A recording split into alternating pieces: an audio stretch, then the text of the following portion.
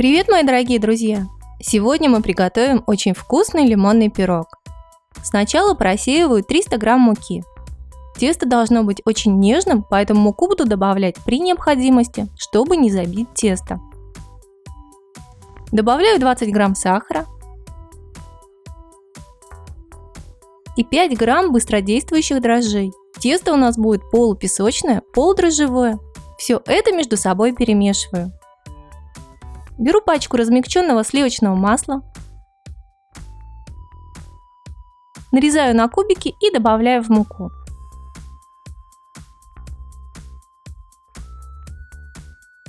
При замешивании масла видно, что муки маловато, поэтому добавляю еще грамм 50. Но у вас может быть достаточно муки. Смотрите по тесту. Должна получиться вот такая песочная крошка.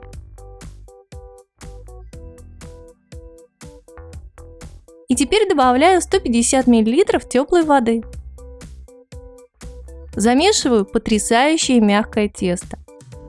Венчики миксера должны остаться чистыми, так же как и сама емкость. Вытаскиваю наш колобок. Посмотрите, какое мягкое, нежное сливочное тесто получилось. Чуть-чуть домешиваю руками и отправляю обратно в чашу.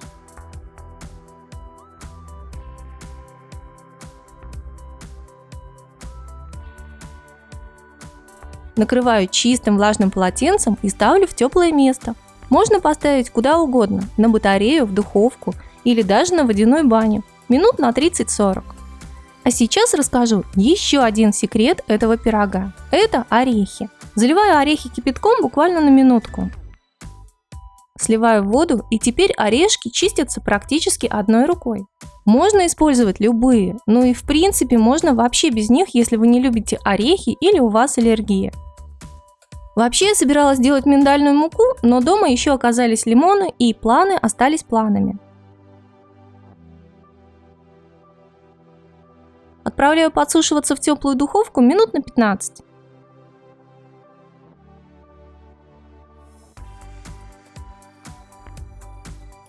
И потом измельчаю в блендере.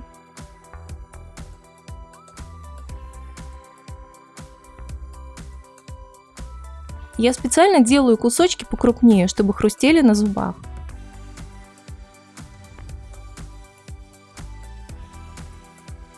Ну вот, дошла очередь и до лимонов. Чтобы они не горчили, провариваю их минутку.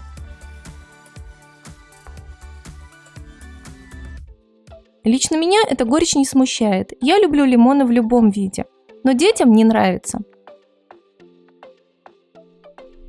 Еще горчить могут семечки, поэтому я их убираю.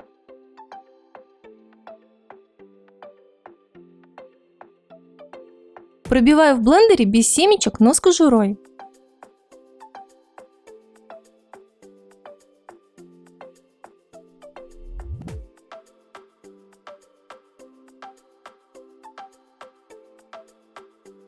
Добавляю 300 грамм сахара и столовую ложку крахмала.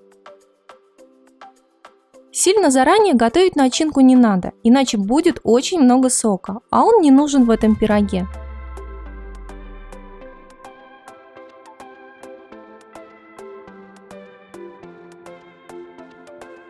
Смотрите, тесто уже подошло. Оно, конечно, не огромное, но нам такое и не требуется.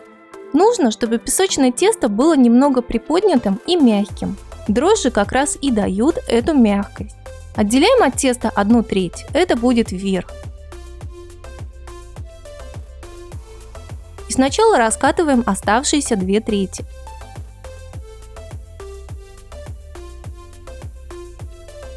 Переносим с помощью скалки на противень. Его застилаем пергаментом или тефлоном.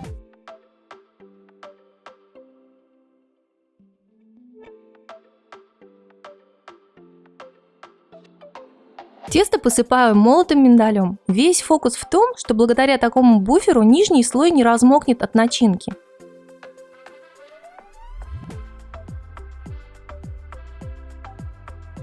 И отправляю сюда начинку.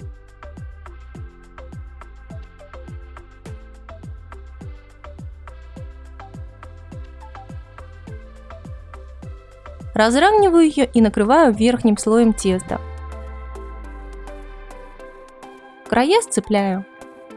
Сверху делаем надрезы. Можно проколоть вилкой или покусать ножницами.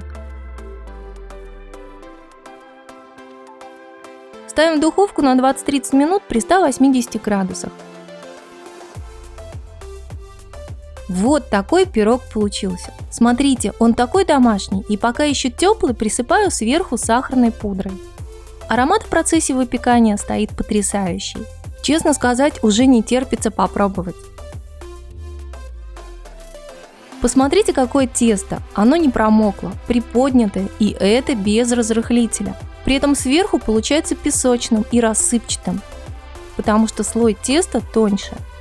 Это не просто вкусно, это невероятно вкусно. Обязательно попробуйте его приготовить.